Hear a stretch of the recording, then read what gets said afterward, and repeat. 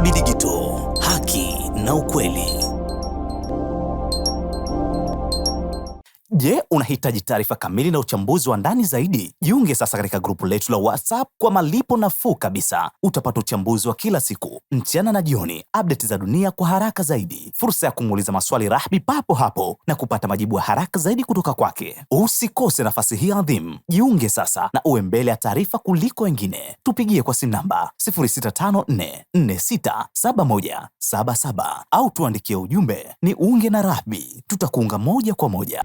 Ukweli, ukitazama baadhi ya vitu vinavyotokea, kuna wakati unahisi kama dunia ilikuwa kwenye njozi fulani, halafu kama tumetoka kwenye njozi tukarejea kiasi, au tumebaki pale pale, au kuna kwa sababu kuna mabadiliko makubwa yametokea suddenly. Yani unaona kuwa mbona kuna vitu vimebadilika ghafla sana kutoka kitu kimoja kwenda cha pili. Yani vitu vimebadilika kwa spidi kubwa sana. Swala la Keir Starmer nililizungumza mchana kuwa alikuwa anaelekea kuresign, na taarifa iliyotoka ni kuwa ameamua kuresign.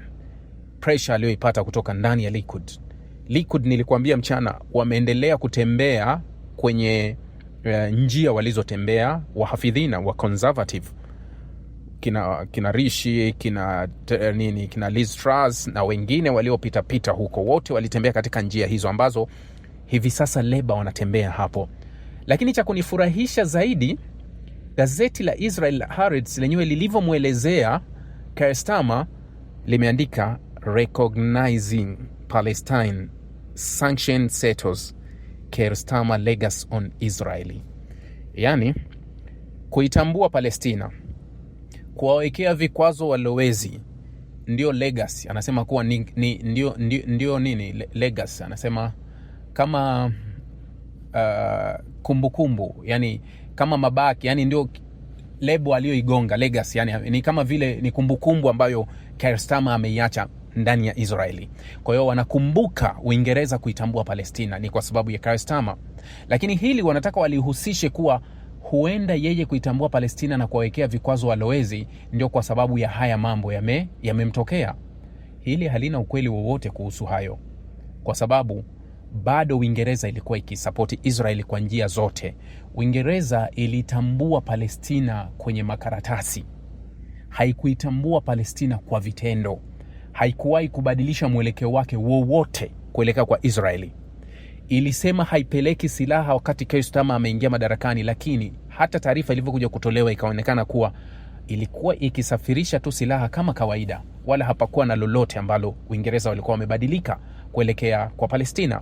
Na hata mimi nilivyolizungumza wakati wa utambuzi, kwa wale mnakumbuka, nilizungumza wakati hizi nchi zikitangaza, Uingereza, Canada, Australia, wengine wakati wanatangaza kuwa kuanzia sasa wataitambua Palestina katika mkutano ule wa UNGA 80 kule Marekani, binafsi nilisema Palestina haina shida ya kutambuliwa na hizi nchi, wala haitaki kutambuliwa na hizi nchi.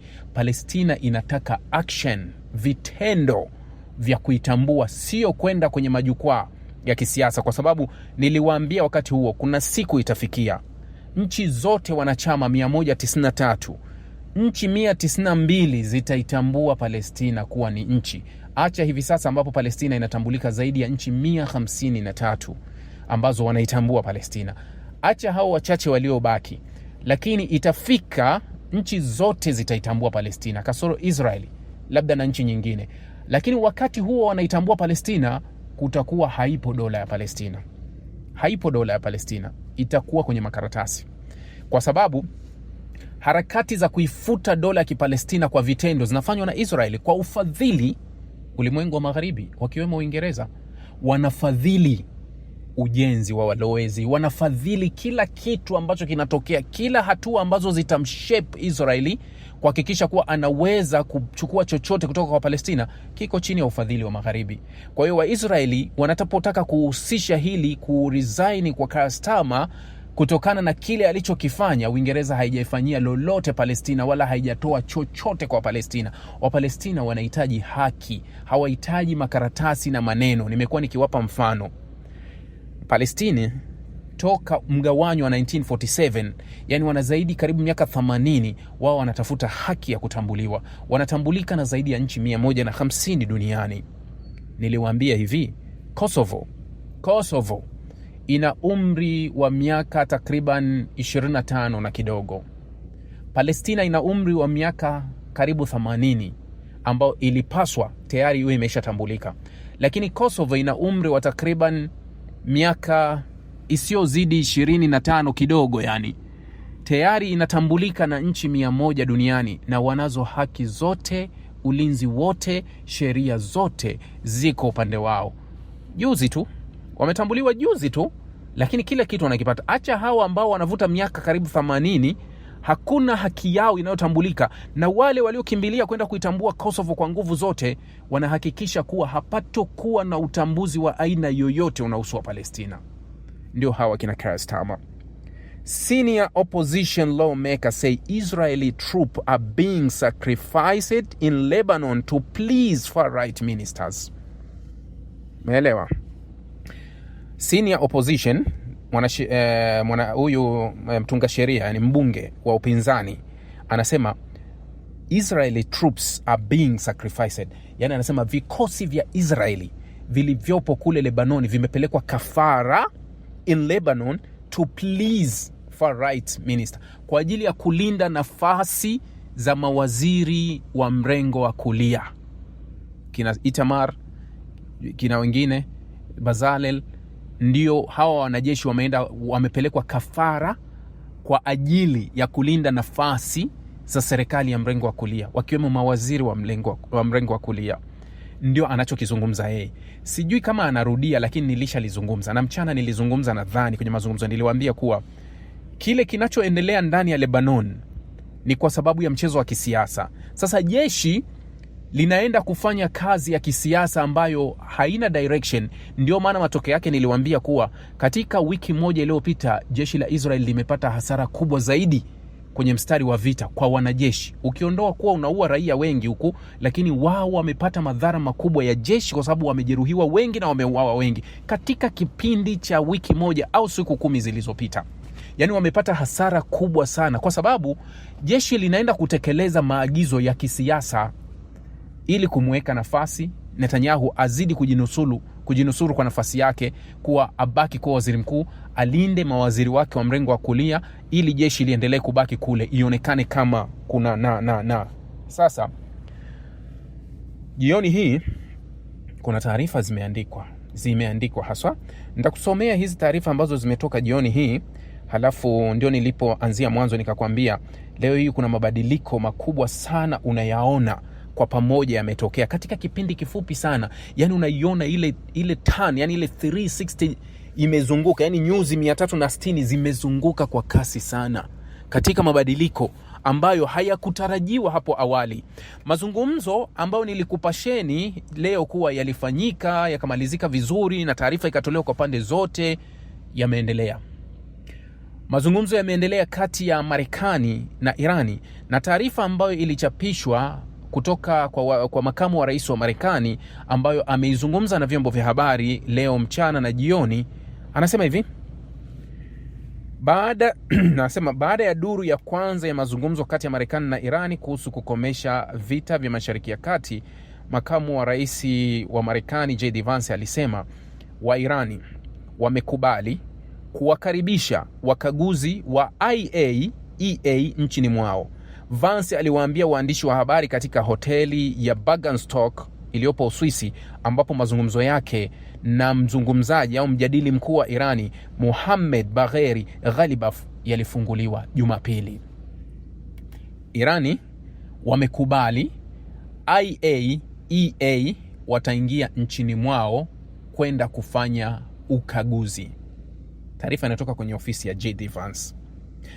Hiyo ni hatua muhimu kwa watu wa Marekani na hatua ya kwanza katika kuondoa kabisa silaha za nyuklia au kukomesha kabisa mpango wa silaha za nyuklia nchini Irani. Mazungumzo nchini Uswisi yalikuwa hatua ya kwanza ya kipindi cha mazungumzo cha miezi 2 kilichowekwa chini ya makubaliano ya awali yaliyokubaliwa wiki iliyopita. Wapatanishi wa Pakistan pamoja na wale wa Qatar walikubaliana kuhusu ramani ya kufikia makubaliano ya mwisho ndani ya siku 60, huku mazungumzo ya kiufundi yakiendelea kwa wiki nzima huko Bergenstock, hoteli ambayo imetengwa kabisa katikati mwa Uswizi. Mkataba wa mwisho utalenga kuweka kikomo cha chini ya vita vilivyoanzishwa na Marekani na Israeli Februari 28, ambapo viliifanya Irani kukabiliana na mashambulizi kwa makombora na ndege zisizo na rubani katika eneo lote na kuufunga kwa ufanisi mlango wa bahari wa Hormuz. Chini ya masharti ya makubaliano ya awali wiki iliyopita yaliyotolewa na maafisa wa Marekani, Irani itapunguza akiba yake ya urani iliyorutubishwa, labda kwa kuichanganya chini ya usimamizi wa IAEA, shirika la ulinzi wa nyuklia la Umoja wa Mataifa. IAEA inakadiria kwamba Irani ilikuwa na takriban kilo 440, ambao unaweza kusema pound 970 za urani iliyorutubishwa kwa asilimia angalau 60, karibu na kiwango kinachohitajika kutengeneza mabomu. Irani yenyewe ilikata usitishaji na ushirikiano na IAEA baada ya Israeli na Marekani kuanzisha wimbi la awali la mashambulizi mnamo Juni mwaka 2025, na wakaguzi hawajaona nyenzo zozote tangu wakati huo. Vance alisema anatarajia mazungumzo na wakaguzi kuhusu kurudi kwao Irani yataanza hivi karibuni. Natarajia hilo litatokea angalau wiki hii, lakini tunafikiri hata baadhi ya mazungumzo hayo ya wakaguzi na IAEA yanaweza kutokea hivi karibuni, alisema. Mkuu wa IAEA Rafael Grossi, yeye alichapisha kwenye mtandao wake wa X Jumapili kwamba alikuwa Bergenstock na alikutana na waziri wa mambo ya nje wa Uswizi Ignazio Cassis. Mazungumzo yaliweka msingi mzuri sana wa makubaliano ya mwisho yenye mafanikio. Akitoa maoni kuhusu mazungumzo hayo, makamu wa rais Vance aliwaambia waandishi wa habari kwamba duru ya kwanza ya mazungumzo ya Marekani na Irani nchini Uswisi yaliweka msingi mzuri wa kufikia makubaliano ya mwisho ya kukomesha vita vya Mashariki ya Kati. Tuliweka msingi mzuri sana kwa makubaliano ya mwisho yenye mafanikio. Makubaliano ya mwisho ni nyumba. Tumeweka msingi, hatutajenga nyumba, lakini tumeweka msingi mzuri wa kufikia mahali pazuri kwa watu wa Marekani. Ni muhimu kwetu sote kutathmini ni kiasi gani kimefanywa, lakini kwa kweli bado kuna mengi ya kufanya tunapoendelea kupiga hatua katika mazungumzo ya nyuklia. Kuhusu mazungumzo ya kiuchumi, tunapoendelea kuondoa vikwazo na kuhakikisha kwamba mtiririko wa trafiki unaendelea kuongezeka. Maendeleo mengi bado, lakini kuna kazi ya kufanya na tumejitolea sana kufanya hivyo. Alisisitiza kwamba mlango wa bahari wa Hormuz uko wazi, huku mamilioni ya mapipa na gesi ghafi na asilia yakipita ambayo hayakuwa yakipita hapo awali. Vance alisema atarudi Marekani kufuatia mkutano wa waandishi wa habari. Majadiliano katika ngazi ya kiufundi yataendelea kule Bergenstock kwa wiki na siku zijazo, alisema. Sasa hii taarifa Vance alitoa mapema mchana, ambayo ikaja ikafatishwa na taarifa hii hapa, ambayo imefatishwa kwenye taarifa za jioni, na ndio zimekuwa taarifa kubwa zinazozunguka. Inasema hivi: Marekani imesimamisha vikwazo dhidi ya mafuta ya Irani kwa siku 60, yani hadi Agosti 21.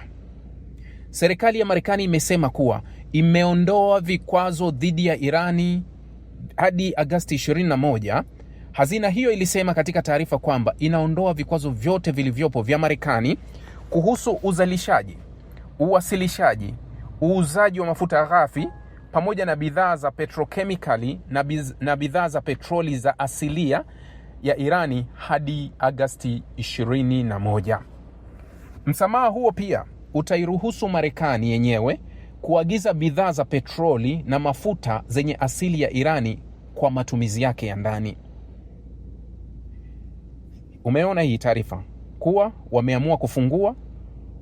Sasa katika hiyo taarifa anasema hivi, wamesema hivi: kufungiwa kokote kwa fedha za Irani hakutofadhili. Yani Vance akaendelea kusema, yani baada ya kutoa taarifa akasema kuwa wanaenda kufungua fedha za Irani ambazo zilikuwa zinashikiliwa. Halafu anasema hivi: ikiwa fedha za Irani zitafunguliwa chini ya makubaliano ya kukomesha vita vya Mashariki ya Kati, Washington inaweza kuhakikisha kwamba pesa hizo haziendi kufadhili ugaidi, makamu wa rais JD Vance alisisitiza Jumatano. Ikiwa tutafungua mali za Irani, tunaweza kuhakikisha kwamba pesa za Irani zitaenda kuwasaidia watu wa Irani na sio kufadhili ugaidi, Vance aliwaambia waandishi wa habari huko Bergenstock, akisisitiza kwamba mazungumzo yake yamehakikisha kwamba ikiwa mali za Irani zitafunguliwa zitaenda kuwafanya wakulima wa Marekani kuwa matajiri na kuwalisha watu wa Irani. Wakati huo Vance anasifu maendeleo mazuri katika mazungumzo pamoja na Irani. Makamu wa rais anasema wapatanishi walifanya maendeleo mengi mazuri katika mazungumzo ya amani na Irani, wakisema kwamba walikuwa wameweka msingi mzuri sana kwa makubaliano ya mwisho. Aliwaambia waandishi wa habari kwamba ujumbe wa Irani awali ulitishia kuondoka katika mazungumzo, au angalau kulikuwa na vitisho kwenye mitandao ya kijamii kwamba wangeondoka. Alisema kwamba kulikuwa na vitisho kidogo na kulalamika, lakini mwisho wa siku mazungumzo yaliendelea na tukapiga hatua kubwa.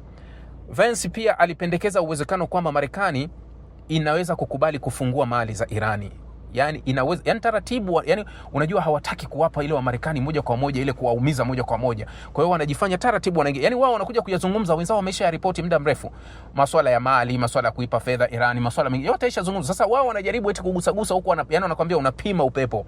Unaachia, unagusa, unapima upepo. Je, upepo umevuma?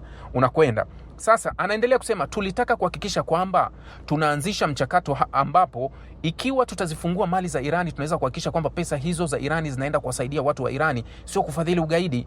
Jared Kushner anasema hivi, kweli alikuja na suluhisho la kuvutia sana na wa Qatar, ambapo kimsingi tena ikiwa kuna mali zozote za Irani zilizofungiwa ambazo hazijafunguliwa, basi tuna idhini juu ya mchakato huo. Wakatari wana idhini juu ya mchakato huo, na kisha pesa hizo zingeenda kununua mahindi ya Marekani na ngano ya Marekani kwa faida ya watu wa Irani. Yani kuna taarifa ilikuwepo imeandikwa kwenye vyombo vya habari mchana kuwa tayari kiasi cha bilioni 6 Qatar ilikuwa inataka kuziachia. Hizi fedha bilioni 6 niliwahi kuwahadithia. Hizi ni fedha ambazo zilitoka Korea. Hizi fedha zilitoka Korea Kusini mwaka 2023 zikaenda Qatar. Zilivyofika Qatar, kabla hazijatoka Qatar, kukatokea Oktoba 7 mashambulizi ya Gaza kule. Zile fedha zikawa zimezuiliwa tena. Kwa hiyo tayari wanaidhinisha zile fedha ziweze kutoka. Sasa ukisikiliza ya upande wa Vance, utakuja kusikiliza huu mchakato kwa upande wa Irani wameuandikaje. Kulingana na kamati ya vyombo vya habari, ujumbe wa mazungumzo wa Minab 168, hoja muhimu kutoka kwa mazungumzo ya pande nyingi za Jumapili ni kama ifuatavyo. Yani ile delegation ya Irani inaenda kwenye mazungumzo inajulikana kwa jina la Minab 168. Minab ni ile shule ya watoto wa kike ambao waliuawa 168, ambao waliuawa na vikosi vya Marekani. Sasa katika kuwakera wa Marekani, kuanzia ndege ambazo wanazitumia ni hizo zimeandikwa Minab. Unaona timu ya mpira wa miguu ya Irani hata yenyewe basi ambayo imekuwa itumia inaandikwa 168 Minab. Yani ni katika ile kujaribu kukera. Na hii delegation yote inayoenda kule kwenye mazungumzo na yenyewe inaitwa Minab 168. Sasa anasema hivi, moja, kutokana na shinikizo lililotolewa na ujumbe wa mazungumzo wa Irani tangu Jumamosi jioni. Sasa hii ni taarifa ya upande wa Irani. Ile nilikuwa nakusomea ya upande wa wapi? Wa Marekani. Kwa hiyo elewa wakati unaisikiliza taarifa hizi, sio mimi ninakizungumza. Mimi nakupa katika toni ile. Ndio maana nimekupa katika toni ya huku yakakwambia kuwa fedha ya Irani haitoenda kufadhili ugaidi. Hiyo ni kwa mujibu wa JD Vance. Mimi sitambui hilo. Yani mimi nakusomea tu kile ambacho kimetoka. Sasa nakupa upande wa pili wa Iran na wao wanavyoweza kukuletea taarifa ya upande wao. Kwa hiyo watazizungumza katika nadharia yao ya upande wao.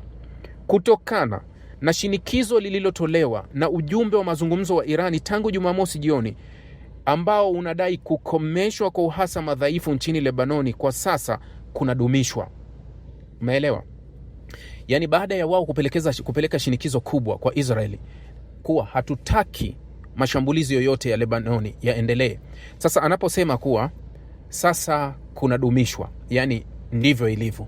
Hakuna mashambulizi, yani imekuwa hivyo. Kunadumishwa. Ili kuleta utulivu huu, utaratibu wa ufuatiliaji unaitwa kitengo cha kudhibiti migogoro utaanzishwa kwa ushiriki wa Irani. Kupitia utaratibu huu, Jamhuri ya Kiislamu ya Irani inaingia kikamilifu na rasmi katika milinganyo ya usalama ya Lebanon. Ilhali katika miezi ya hivi karibuni Wamarekani walifanya juhudi kubwa ya kuiondoa Iran katika milinganyo na Lebanoni, utawala wa Israeli hauna nafasi ndani ya utaratibu huu. Umeelewa? Yani wakati Vance anasema kuwa tutatoa fedha ambayo haitokwenda kufadhili ugaidi, yani anakusudia ugaidi nini? Anakusudia Hizbullah, anakusudia Wahuthi, anakusudia Hamas. Lakini katika haya makubaliano ambayo wanasema katika shinikizo waliolipeka kwa Marekani, wameilazimisha Marekani kukubaliana kuwa mazungumzo yote ya msingi yanaiunganisha Irani na Lebanoni katika masuala yote ya msingi, yani unaweka mlinganyo sawa katika hili, na Irani inatajwa kuwa itashiriki, yani itakuwemo katika ushiriki wa mazungumzo ya Marekani, yani itashiriki katika mazungumzo ya Hizbullah pamoja na Israel ya Marekani. Yani wao Irani watakuwemo kwenye mazungumzo, yani watakuwa sambamba na Hizbullah, yani sambamba na Hizbullah. Katika andiko moja ambalo limeandikwa nililiona limeandikwa wapi? Lilikuwa limeandikwa kwenye gazeti la Haaretz, linasema sijui ilikuwa limeandikwa, nimesema lilikuwa kwenye Haaretz. Kuna sehemu nimesoma kuwa jinsi anavyoingia, yani kuna mazungumzo ambayo yanaanza rasmi kati ya Marekani. Ngoja niliangalia vizuri. Kuna sehemu nimeona kuna mazungumzo ambayo yanatakiwa kuanza kati ya Hizbullah moja kwa moja wanaanza na Israeli. Katika mazungumzo ambayo ni kati ya sasa, yani nilichokuwa nakusudia kuambia tu kuwa katika hili andiko ambalo nililisoma ni kuwa kutaanzwa rasmi mazungumzo kati ya Israeli na Hizbullah. Umeelewa tofauti? Kulikuwa na mazungumzo ya Israeli na Iran na Lebanoni, yani jeshi la Lebanoni lilikuwa linazungumza na Israeli. Mara zote nimewaambia kuwa ugomvi wa mwingine wanazungumza wengine. Hawa wanazungumza kama nani? Mbona hawahusiki kwa lolote? Aliyekuwa anahusika na ugomvi huu ni Hizbullah. Sasa ile taarifa inasema kuwa Israeli na Hizbullah wanaingia kwenye mazungumzo. Sasa wakati wanaingia kwenye mazungumzo, ndani ya hayo mazungumzo Irani atakuwa yupo kwenye jukwaa au atakuwa upande wa Hizbullah kwenye hayo mazungumzo. Kwa hiyo hawa watakuwa wanazungumza mazungumzo upande wa Irani, watakuwa wanawasilisha taarifa kamili kwa Irani kuwa je, Hizbullah anapata, utekelezaji upo, hayo wanayozungumza, yani kuwa wa Irani walivyo wazuri kwenye mazungumzo, kama Donald Trump alivyosema kuwa utawashinda kwenye vita lakini huwezi kuwashinda kwenye mazungumzo. Mwaka 2020 alisema hivyo. Yani jinsi walivyo wepesi na wazuri wa mazungumzo, kuwa wanasimama kwenye mazungumzo katika upande wa Hizbullah. Kwa hiyo unaweza ukaona kuwa matokeo yake ni yapi. Katika kifungu cha pili inasema hivi: kuhusu usimamizi wa mlango wa bahari wa Hormuz na kuhakikisha kufunguliwa kwake taratibu, ilikubaliwa kwamba njia ya mawasiliano itaanzishwa ili upande mwingine uweze kuwasiliana na Iran iwapo kutatokea na masuala ya utekelezaji na kuwasilisha matatizo yoyote yanayowezekana. Maendeleo haya yanaashiria uimarishaji wa uhuru wa Irani juu ya mlango wa bahari wa Hormuz. Umeelewa? Yani hii kamati ambayo inaanzishwa ni kamati ambayo itapokea malalamiko kutoka katika watu wote au meli zote zinazopita. Kama kuna shida yoyote, yani mnaweza kuwasilisha, mnaambiwa kama una tatizo lolote wasiliana na fulani. Kwa hiyo hawa wanaopitisha meli wote watapewa utaratibu kuwa matatizo yoyote yanayohusu Hormuz yatasimamiwa na watu fulani, yatasimamiwa na Irani. Sasa hii ishara ambayo wanasema ni ishara ambayo inatoa majibu tu kuwa udhibiti wa mlango wa Hormuz bado unaonekana kwa Irani, na Irani bado wanakuwa na nguvu ya maamuzi kuhusu Hormuz. Jambo la tatu, vikundi vitatu vya kazi kuhusu masuala ya nyuklia, vikwazo na ufuatiliaji, ambavyo vitaundwa kulingana na taarifa hiyo, vitaanza kazi yao baada ya utekelezaji wa kifungu cha 13. Maana yake unajua kabisa mpaka mwisho wa mazungumzo. Kifungu cha 13 cha mkataba wa makubaliano kuanza, yani kusitishwa kwa mashambulizi kwa pande zote hasa nchini Lebanoni, kuanza kwa kuondolewa kwa kizuizi cha majini, kuanza kwa kutolewa kwa mali zilizozuiliwa za Irani na kutolewa kwa msamaha, kuondolewa kwa vikwazo vya mafuta na petrokemikali. Kwa kweli kabla ya utekelezaji wa kifungu cha 13, Jamhuri ya Kiislamu ya Irani haitaingia katika hatua ya mwisho ya mazungumzo. Umeelewa? Yani hatua ya nyuklia itakuja baada ya kifungu cha 13 kusimamiwa. Yani baada ya kifungu cha 13 ambacho ni mwisho kabisa ndio watakuja kuzungumza kuhusu nyuklia. Kwa hiyo taarifa zote zinazotolewa kuhusu nyuklia hawajafika. Zote hawajafika huko. Tutakuja kujadili huko. Katika duru hii namba 4 inasema, katika duru hii mazungumzo Hati ya makubaliano kuhusu utekelezaji wa kutolewa kwa mali zilizozuiliwa za Irani pia ilisainiwa ya Irani na Qatar. Ndio nimewatajia zile bilioni 6 ambao wamesaini kuwa achia fedha zinatoka. Jambo la 5 asema, wakati wa mazungumzo ya Uswisi kwa kuzingatia kifungu cha 10 cha hati ya makubaliano, ofisi ya udhibiti wa mali za kigeni ya idara ya hazina Marekani OFAC ilitoa hati za kuondolewa kwa vikwazo vya mafuta, petrokemikali kwa kipindi cha siku 60. Hii ina maana kwamba Irani inaweza kuwauzia rasmi wateja wake mafuta na kupokea malipo yake kupitia mifumo rasmi ya benki kuu. Umeelewa? Wakati unapojaribu kudhibiti uchumi wake, bado njia nyingi zinakuwa. Yaani ni unajua mtu aliyejificha kwenye ukoka. Unajua ukoka ni yale majani yale madogo madogo, wakati mwingine wanatumia kwenye viwanja vya mpira, zile nyasi zile. Mara siku hizo wanaweka nyasi bandia kama hizo, ule ukoka. Sasa pale ni mtu amelala alafu amejificha. Alafu anasema mimi sionekani. Yaani ndio nadharia yake, unaweza kusema kuwa yani wewe umejificha pale. Aliyakuwa yani ni sawa kuficha moto, aliyakuwa moshi unafuka. Ndio jibu liko hivyo tu kuwa yani kadri wanavyojaribu kupangua hoja kuwa ionekane kuwa mazungumzo haya yamekuwa upande wao na wao wameshinda sana na kila kitu, wanakuja kujikaanga kwenye maelezo. Wakija kutoa wanajikaanga sana kwa sababu mara zote kuwa Irani itaachia hiki, Irani itaachia hiki. Ni kweli, kubadilishana na nini? Yani anatoa kwa sababu mnampa nini? Hawasemi. Yani wanaishia tu kusema juu kwa juu, lakini hawasemi kuwa mnampa nini. Tuambieni kwa nini Irani anawapa vitu hivi hali ya kuwa mmepigana naye vita na kagoma kutoa.